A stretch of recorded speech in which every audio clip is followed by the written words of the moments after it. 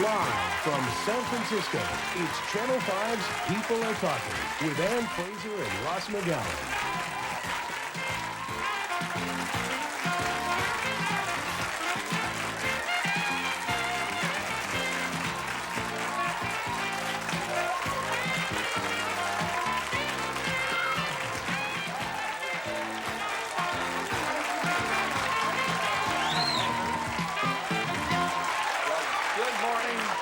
Welcome to People Are Talking. And happy Martin Luther King birthday.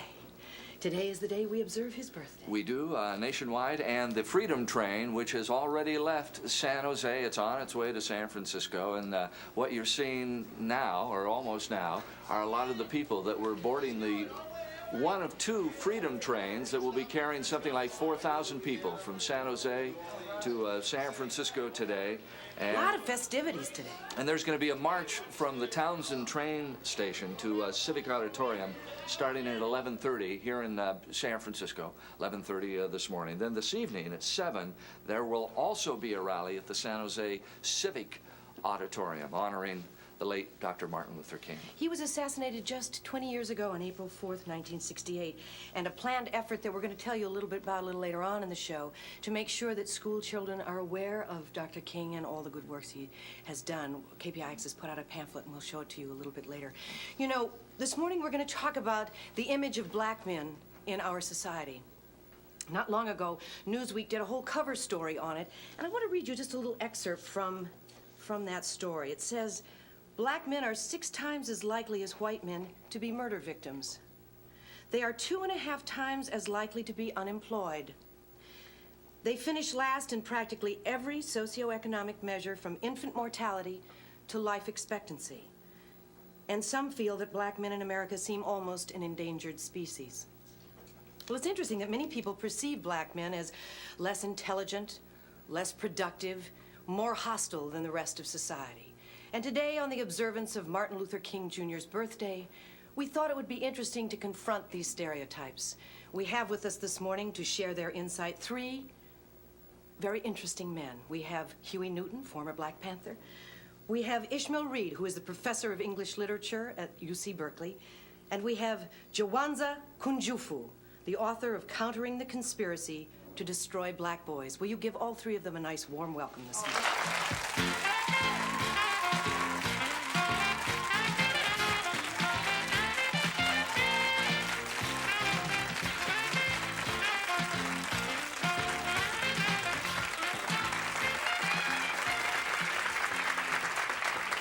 Gentlemen, thank you for coming to visit us this morning on People Are Talking. We are going to definitely get into the image of black men in America, but are the 3 of you still reeling on the comments of Jimmy the Greek last Friday? Well, I'm not reeling. I thought the comments were pretty accurate. I think that blacks are a superior gene line. Based upon reproductive survival success, you have to reproduce in order to survive. And blacks have been put under 400 years of slavery, given the worst food, the worst medical care, the worst housing. So that would select out the weaker gene lines. And that's why we would be out of proportionally represented in just about every area we're given an opportunity. Are you glad? You sound like you're glad he made these comments here. Now, if whites would like to be superior, they would allow blacks to enslave them for 400 years, and their weaker gene lines would die out. So I think that Jimmy the Greek is unfairly treated by the station that fired him. And I think the other group that probably would have a superior gene line based upon reproductive survival success are Jewish people who've been driven and murdered for years. And I would like to emphasize it has nothing to do in particular with race. It has to do with selecting out a weak gene line or weak family names. Weak not in an absolute sense, but just that the people cannot stand the oppression. Ishmael, how do you feel? Well, hold on, I like to look another way. And that's that there were 1 million black boys last year that wanted to play in the NBA. Of that 1 million, only 400,000 will even make it to play high school ball. Of that 400,000, only 4,000 will be able to make it to play college ball. Of that 4,000, only 35 will make it to the NBA. Of that 35, only 7 start. And the average life in the NBA is 4 years. So the real problem is we have 1 million brothers looking for 7 full-time jobs the last 4 years. And yet last year we had 100,000 jobs available to be a computer programmer, engineer, or doctor, and only 1,000 brothers qualified. So our appeal to black males is to realize the odds. That you do most will be that you do best. I mean, we were the first doctor, not Hippocrates, Imhotep. So we have the ability either in math or science or music and sports. But that you do most will be that you do best. If you play basketball from 3 o'clock to 9 o'clock, you'll be a very good basketball player. If you went home and went to the library, you'd be a very good scholar. We need more black male role models that will encourage our youth in math and science. Ishmael, how are you reacting to the... Yeah, I was offended by the remarks, but... you were what? Offended? I was offended by the remarks, but I hear those kind of remarks all day, every day. And I think that... so he said what you think a lot of folks are thinking anyhow, but they're not saying it. Before I came over here, I was tuned into another channel, fortunately. That's okay, Ishmael. And I think the interviewer was trying to congratulate Arthur Mitchell of the Harlem dance group. And he tried to congratulate him by saying that, well, these people are not into superfly bebop.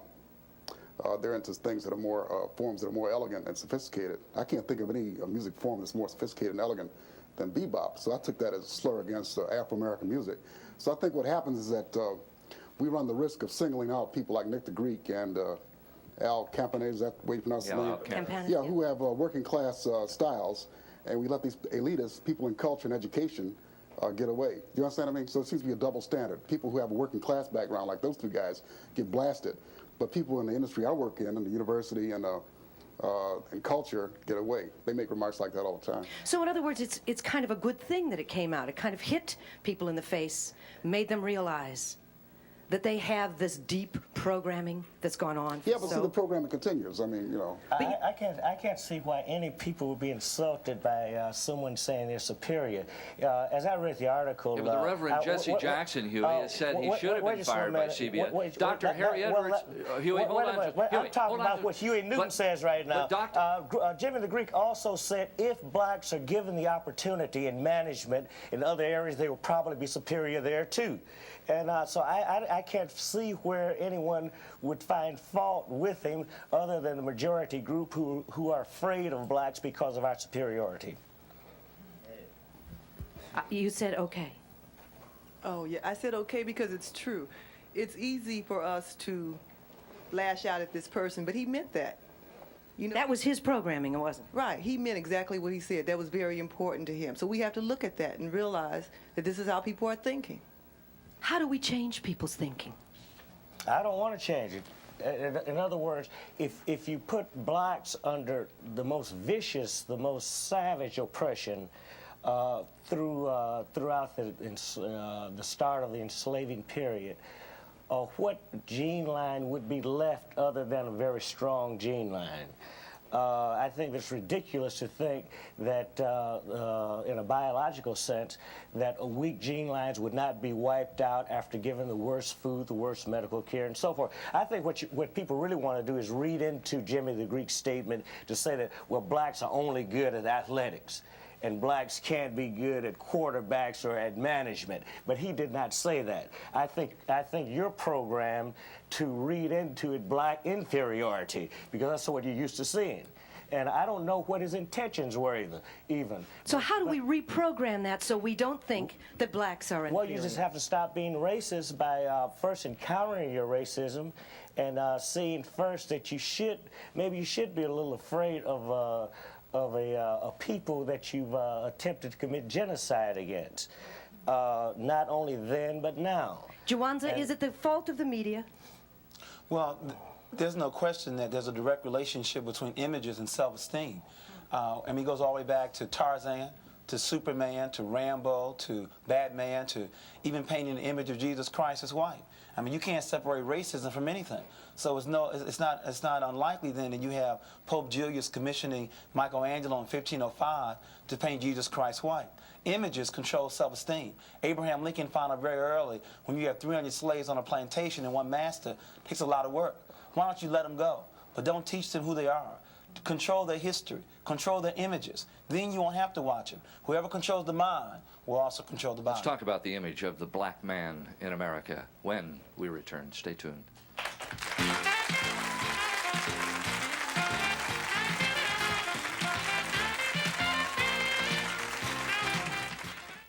Trying to find the card here of an article I had read in Newsweek magazine by Sylvester Monroe, a reporter for Newsweek. Went back to the projects in Chicago to see where he had been reared and all. And he said, as he sees it, the image of a black man in America is like when he gets on an elevator, a woman, she grabs her purse a little tighter to herself, fear that this black man's going to steal it.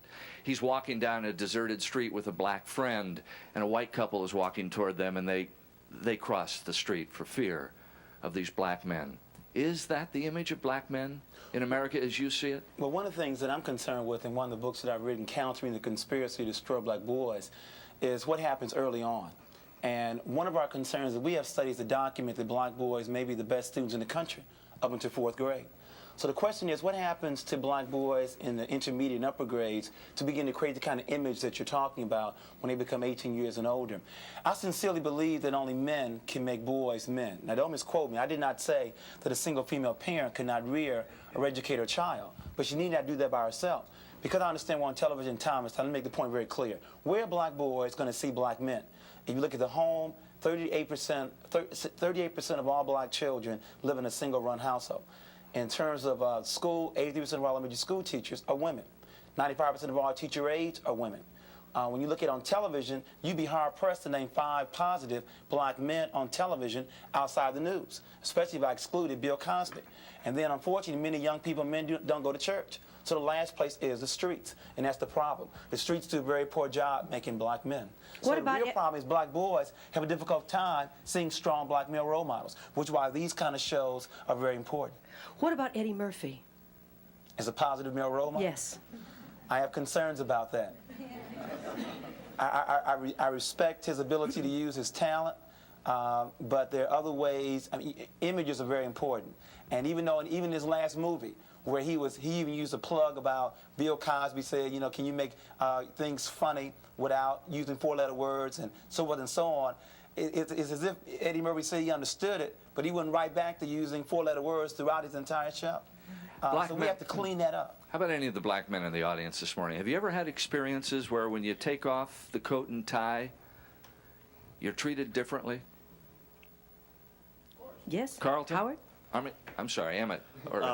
Definitely. I'm involved in politics, and as I'm dressed now, I'm treated a lot different than when I had my tie on. How are you treated differently? Well, take for instance, if you're walking down the street, and I grew up in a white environment most of my life. If I'm by myself and I'm walking around white people, they're going to look at me strangely, as if I've done something, whether I've done it or not. But I wanted to ask a question that I want the gentleman to address, as far as the media and government, how they downgrade our leadership, and also our government, how they spend more money putting our brothers and sisters in jail, and as far as not taking care of the educational part. I think that's a root of our problem as far as black America. Education. I'd like to reinforce that America spends $2,300 on Head Start. To reinforce your point, they spend $20,000 to $38,000 on prison. So I believe we need to raise the right questions. How long do you stay in Head Start? Year? 2 years at the most? How long do you stay in prison? The rest of your life? Question number 1. Question number 2, which one works? A longitudinal study documents that Head Start works. But in terms of prison, 85% of inmates to get released go right back in. So as Jesse Jackson says, we have 2 choices, middle-class white America. You can either send me to Penn State or the state pen. Carlton. I don't expect institutions in America to project positive black male images. Black male images are created through revolution, through fighting to change the kind of oppressive conditions that have existed here and that exist. And the positive images that we all can be very proud of are movers such as Dr. Martin Luther King, and historically Nathan Private Turner, Denmark Vesey. What about the Black Panthers, Huey? The Black Panther Party, notwithstanding. Wasn't that a great boost to the black men in this country? Well, we think so. And of course, we were wiped out systematically. There were about 1 million pages of information compiled upon me alone. I don't know how many millions of illegal I don't know how many illegal break-ins, but I know I suffered at least 20 or 30 illegal break-ins. There were FBI documents that falsified bank records sent around, and the bank records were then sent around to our supporters. There were character assassinations. Everything. You scared people, Huey. The Black Panthers scared people. Anytime the black man attempts to change the slave image, he will scare white people. So the Black Panther Party, I thank you. When you said that we scared people, that means that we were creating a positive black image for ourselves. Carlton, you were an original Panther also, correct? I was one of the original members of Huey's defense team when he was first charged with the murder of Officer Fry and the assault on Officer Haynes. I have many comments to make, and I'm not going to be able to make them all. But I would like to make them in order of importance. We are celebrating Martin Luther King's birthday today. I think that we should be, at some point, considering making Huey P. Newton's birthday a national holiday. When I first came to the Bay Area from Chicago, I was appalled at the way the police were oppressing black people in the ghetto. And the only man who had the guts to stand up was Huey P. Newton, along with his associate Bobby Seale. I was very proud of his actions. I thought that Martin Luther King taught us how to pray and how to arouse the conscience of our oppressor. And I thought that Huey P. Newton taught us how to stand up to our oppressor. And for that, I think he should be accorded a national holiday. Okay, thank you, Carlton. Yes. You did a nice job with that. Thank you. Bravada. Hi, I grew up in San Francisco in the Hunters Point Naval Projects, and I could remember being about 6 or 7, and we had an area for the Black Panthers up in Hunters Point, and I felt so protected that they were there. I felt that I could go outside, and everything was beauty. The black people were together in Hunters Point, and when we had that big riot on 3rd Street, everybody began stealing from each other. Not at that point, but it's just like we lost our togetherness. We lost it. Now that you look back over the entire Black Panther movement, are you buoyed by it? I mean, was it a real positive experience? You think it worked? I think that we accomplished some of the goals that we set out for. Of course, that blacks are not free in the United States to this very day, so we have not accomplished freedom. But I hope that we laid down a history that we contributed to the continuing struggle for freedom. Let's take a commercial break. We'll be back.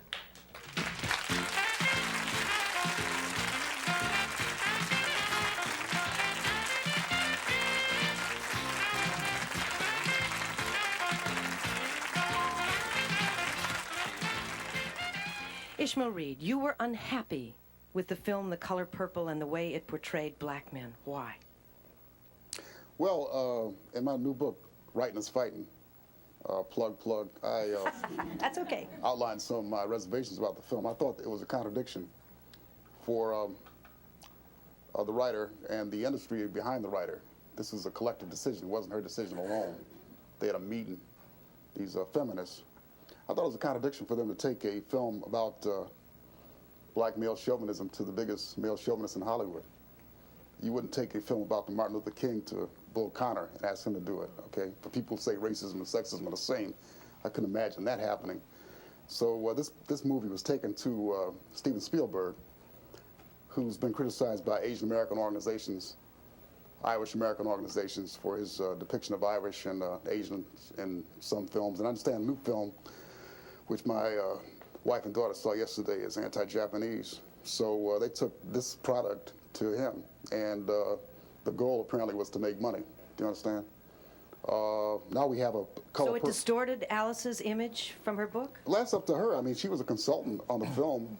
She was on the studio working on the film until the commencement of What photography. didn't you like? What were the characters? I mean, it was one story about a not very nice man. I mean, she has the right to write what she wants to, and Hollywood has the right to I mean, this is Martin Luther King Day. We're for freedom. I'm not for censorship. They have the right to do what they want to do. I'm just pointing out the contradictions in the feminist ideology. And now we have another Color Purple clone coming up where they're going to do a lot of these because they made a lot of money, made over $100 million. So, and I understand from Fortune 500 that Steven Spielberg's almost a billionaire. So, you know, we're like a natural resource. That's one thing black males are. They take our stuff and make a lot of money out of it. We should hire ourselves up like the coal industry or something. But anyway, There's a new film coming out which is going to be done by the producers of Rocky. Same thing, a feminist took a product about black male chauvinism and took it to a man who produced a misogynistic movie, Rocky. And the movie Rocky made millions of dollars exploiting the public's fear of black males. You know, you had the scene where Mr. T hit on the man's wife, and that kind of thrilled everybody when he got knocked out or beaten or was conquered by Rocky. So I think one thing about black sexism is it's big business. And that may be the reason that it'll be hard to eradicate it. So in other words, you're saying that they're making a big business on the misery of black men. Oh yeah, I mean, rather than uplifting them. Sure. And the ironic thing is these people are liberals. You know, the people who participated in this wasn't given us by the right wing. It was given us by liberals in Hollywood were the ones who produced this, and they're producing the next one. You have a comment. Yes, I think that we'll all agree that education would be the key to remedying many of the problems that we have in the country today with respect to the images of black male. I'd be interested to hear from some of the Caucasian members of the audiences how they could, how as citizens and taxpayers, we could do something to increase the number of blacks in the graduate schools. I've been teaching in law schools for 12 years, and the highest point of enrollment was during the 68 to 71 period after the Black Panther Party was organized. As you know, there were many more job openings, there were more educational opportunities, but now enrollments are now down, and we want to see how can we increase that. Well, we're not getting any comments from our we are white here. audience. Hang on, right this here. morning. We've got a comment about education, Merle. I feel like you're right, and I feel like it's a very lacking part of our society that we don't address the needs of the black student. But I think it needs to start younger than that. I think it needs to start in the grammar schools. And I'd like to know how we can change this to make this happen. What do we need to do? I don't feel that education addresses the needs of the black student. I totally agree. One of our problems before even the issue of prison, black children are 17% of all children in this country, but they're 41% of all the special ed children. The mentally retarded, the learning disabled children, the behavior disordered children. 17 doesn't equal 41. And if labeled special ed in terms of black children, 85% of the time it's going to be a black boy. See, the real challenge is the female teachers. They have designed a classroom for female students. The student with the least chance of being placed in special ed is the white female, then the black female, then the white male, and then the black male. So white boys also have similar problems with this female-run classroom. In other words, if you know that boys have a higher energy level, a lot more movement in the classroom.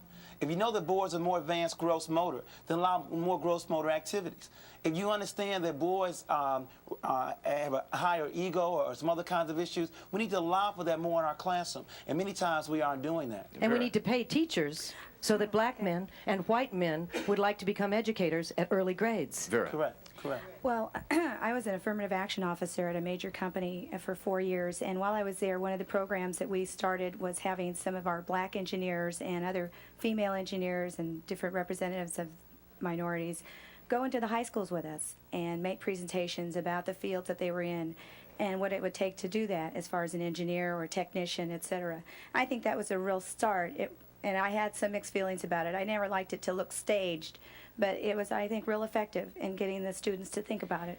And my only other comment would be to have that same program in elementary schools. The Role Model Mentor Program is a very good program, and we need to have more of that. How do you feel about, is it Joseph Clark? I'm not sure I have his name right. I hope so. The principal who is Joseph Clark. Joseph Clark, who's hot, who's trying to make the schools work, who's saying if you don't put your nose to the grindstone, you're out, and he's running into all kinds of trouble. He brought me into his school to speak, and my concern about Joe Clark is that anytime you have a school where there's a high disciplinary problem, high drug problem, you can't teach when schools are not safe. He was a major contribution in making the school safe. But good principals are also strong instructional leaders. Joe Clark is not a very strong instructional leader. He made the school safe. Now we need to have another kind of administrator in there for instructional leadership. In other words, you need to have someone else who will make the school safe. That does not have to come out of the principal's office. We got to so go I away respect from them. commercial We need to have break. somebody else for We'll instruction. be back in just a moment. Stay tuned. Seems to me.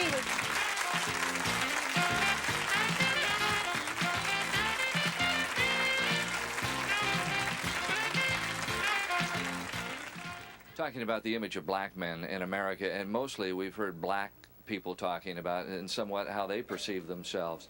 And the white members of our audience, the other colors, are not saying much about image. I mean, is there a reason to fear in your minds a black man walking down the street in exercise clothes? Does anybody feel that they have to hold their purse closer, or maybe they can't leave the car unlocked? Angelo? Well, I don't know about my purse, but I don't want to cheat you either, because I'm Puerto Rican, so I'm part of the Rainbow Coalition here. You know, I'm from New York, home of Howard Beach, and one of the problems is, although we have to talk about long-term problems and structural problems in the society and how, you know, images are projected, what do you do in the short term? And that is the fact that you have that fear. You have, you know, people that can say, you know, more blacks and Puerto Ricans and Latinos are in prison than, you know, white people are, you know, proportionately, that there's more crime in, you know, black areas. And you have this image, you know, that is based on some realities in the sense of the immediate thing that doesn't deal with the long-term thing. How do you deal in the short term with those kinds of issues? How do you address that in terms of, you know, so if you see a black man on the street and he's not in coat and tie, maybe even if he is, you have some fear? Well, I think people have fear. People have fear of me, you know, as a Puerto Rican also. So there's a lot of fear around. But again, the question is, how do you, like in New York City, the city is very, very polarized now, for example. How do you deal with those things, as I said, in the short run? Well, I think we can answer that question very quickly by simply asking ourselves, why were black people brought to this country? We were brought here to work. Does that reason exist today? America has a problem. What do they do with the people they no longer need? But remember, how you phrase the question determines the answer. The Negro question is, what are they going to do for us? The African question is, what are we going to do for ourselves? In other words, and very quickly, what I'm trying to get at is that there are good-intentioned parents to tell their children to get a good education, to get a good job. I don't lie to my two sons, 15 and 10. I tell them to get a good education, to be like their father, to be the boss, to run their own corporations. In America, you can have a BA, MA, and I have a PhD, and you can still be out of work. In other words, well-trained but poorly educated. So programs like Minister Farrakhan's self-help programs, see, it's a contradiction for America to condemn a Louis Farrakhan, to condemn the Black Panthers who are reinforcing self-help kind of activities. The need to create income and jobs in the black community. We earn $208 billion, but we spend 93% of our money somewhere else. Where you spend your money is where you spend your job. Carl. I wanted to make the point in concurrence with what the gentleman just said, and that is that education, frankly, is overrated in terms of what it will do for blacks in America. It's merely a tool, and the bottom line are the economics involved. As Louis Farrakhan pointed out, why can't we at least make our own toilet paper, our own soap, and our own toothpaste, and not be dependent upon the dominant culture for our basic needs? It was also pointed out to me that I should respond to how it made me feel, for example, when I was stopped by an Albany police officer walking along the street at 4 o'clock in the morning in my jog suit and tennis shoes going home because he didn't know me. First thing he did, he approached me and asked me for my ID. Well, I don't carry ID in my jog suit.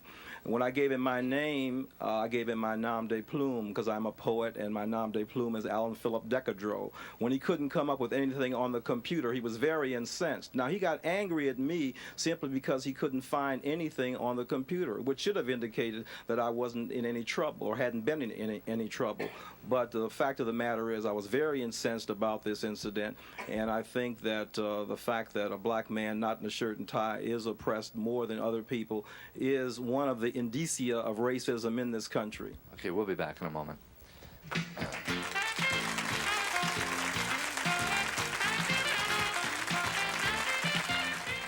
Carolyn, you had a question. I just wonder why sometimes, often black men choose white women over black women. I don't understand that.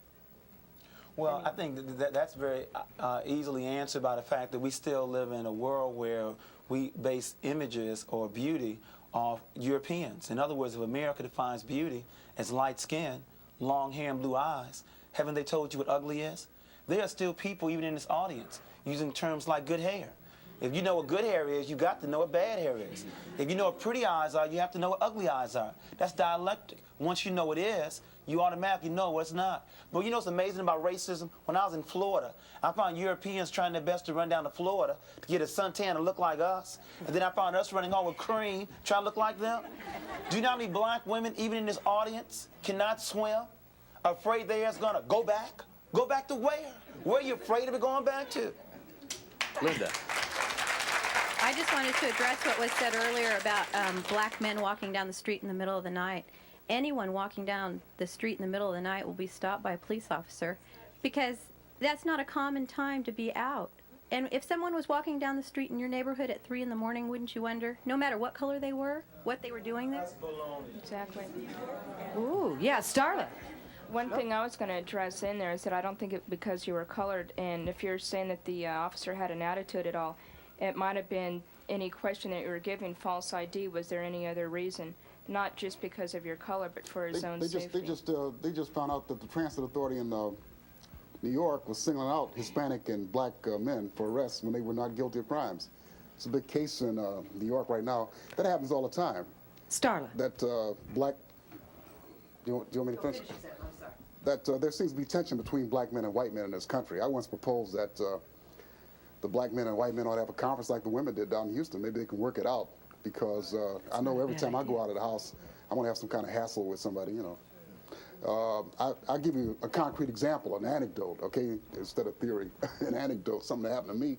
I've been trading at this coffee place on Telegraph Avenue in Berkeley for about 15 years. People have been very courteous to me.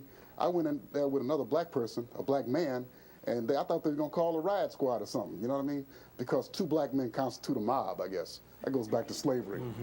So I think there's some hostility and conflict between black men and men of other backgrounds in this country, and I think it ought to be worked out in a peaceful manner so that we can avoid some of these conflicts. And I think, getting back to education, you mentioned Joe Clark and his methods and everything. I think something's wrong with this curricula, too. We have people who do ignorant things because they've not been acquainted through the educational system with other cultures. Now, if I were Jimmy the Greek, I would sue my high school, I would sue every university I went to for not acquainting me with Afro-American people in this country. Now, we have a case down here in Stanford where the Asian, Hispanic, and Afro-American students are just trying to get Stanford to make one ethnic course a required course, okay? Just one, not changing the curricula, not making a curriculum a multicultural curriculum so we can learn about Hispanics and other people in this country, but just one. And the resistance is coming from the professors there. And I'm reminded of the professors in Nazi Germany who knew about Schubert and Bach and Beethoven, yet they were the ones who led to the Holocaust, who encouraged the Holocaust and used to end their lectures with Heil Hitler. Starla. What I wanted to say is that I don't agree with the lady saying that because you're because you're out after 4 o'clock in the morning. I live in the Haight. People are up jogging all the time. You don't see anybody being stopped at 5 o'clock in the morning, 4 o'clock in the morning in the Haight-Ashbury, but that's because it's a predominantly white neighborhood. And that's the way I see it. I don't think, if it was it doesn't make any difference when it's a predominantly white neighborhood and white people are jogging, but if a brother was out there, they would be watched and they would be looked at. I hate to disagree with you, but I was stopped this morning at 5:30 walking my dog by a policeman who just wanted to know why I was out at that hour. I'll tell you what, the white women are the safest group in this country.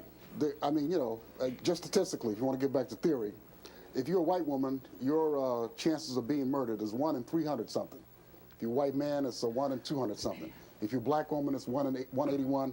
If you are a black man, it's 1 in 25, okay? So all we hear about in the media is protecting American European women. Do you understand me? When they're the safest people, the safest group in this country. And I see the police and all these other knight errants or whatever, these vassals and warriors, their whole energy is directed towards protecting the safest group in this country. So I think we get in this hysteria about race partially because of the media. And I don't want to bring that because I'm on television. Yeah, I'm on your show. But I think that's okay. the media, The whole idea of this thing is to get some things said, and I don't know what we're getting said. People get 95% of their information from television nowadays, okay? Brian Gumbel said this is the most important way of informing people and educating people in the country. And I think the media has become more responsible. Every time I look at that 6 o'clock news, I cringe. I say, oh, Lord, what do we do now? You know what I mean? We have black men as muggers and rapists. Black women in this audience, what role do you play in the image of black men? You were stopped. You know what? We're not. Of course, we weren't talking about white people are never arrested, white people are never stopped going down. See, that's an absolute statement. You have white people in jail. We mean as the statistical average that blacks are more often stopped according to our number that we represent in society, which is only about 11%. Right. You know what? I don't think anybody's going to disagree with way I agree to with look you at completely. things and say, well, How it do we happened to me one change time. Let me give you an example. I mean, all we're giving The way you statistics change for it it's is the through same old revolution. talk. The This is way a you bunch change it is changing the entire institutionalized racism. Okay, we're not going to change the whole system this morning. Give us some ideas what we can do this to morning help. we're not going to do anything but procrastinate. But what I'm trying to say is we have to start movements like the civil rights movement, continue it like the Black Panther Party, continue it like the Republic of New Africa, continue movements like the Nation of Islam, because it needs all of those groups, all of those movements just to start to make a dent in the kind of twisted mentality white people have in this country. Why aren't they being from started the then? upper class to the middle class, because they all Rita has a profit comment here. by the situation of black oppression, one way or Rita. another, even when they don't want to. You know how we can start today? Well, now let's let our audience have some comment. Well, you have more time than I have. You just in the audience. You have more time. Why don't you come up? You have more time than I have, and you just in the audience. Yeah, My feeling is that as a black woman and a mother, it is my responsibility, as what I see myself as the first teacher of a nation. I consider myself to be a part of the black nation. And my responsibility as a mother is to teach my son the reality and the truth of the world as it exists. Not only my son, but any child that comes into my environment. If I see a kid walking down the street and it's raining and he's got his coat on his shoulder, sweetheart, put your coat on your back. Okay, if I see a child disrespecting an adult, he doesn't have to be my child, but I will correct him. And that is our responsibility as black women and women as a whole. We are the first teachers of our children who become our nation.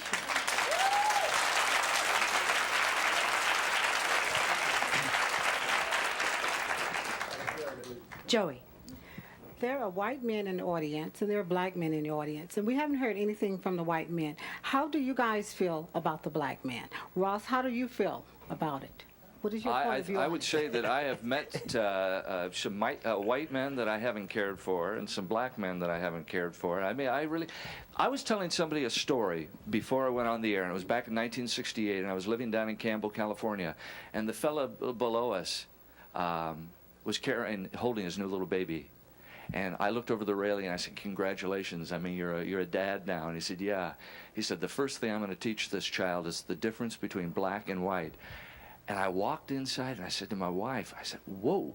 I mean, that scared me. That really upset me as a white man. That another white man was saying he's going to teach him the difference between. That's the whole problem we got in this country.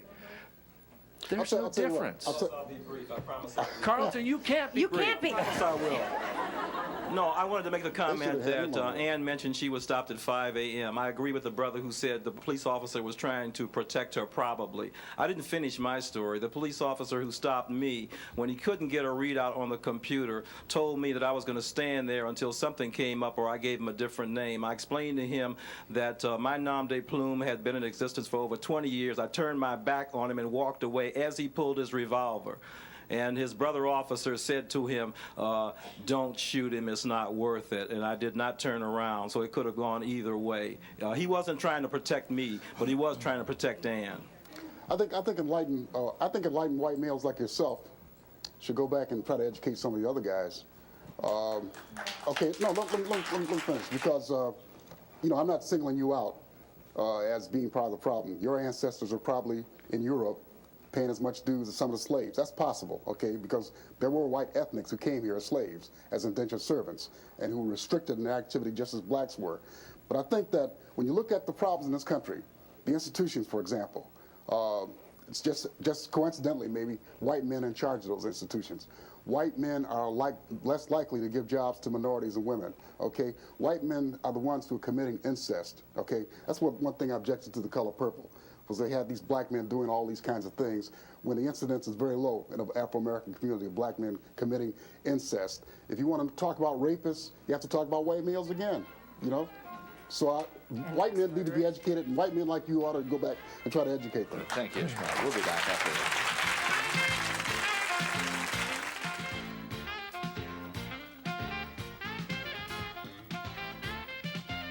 We've got about a minute and a half, Rochelle.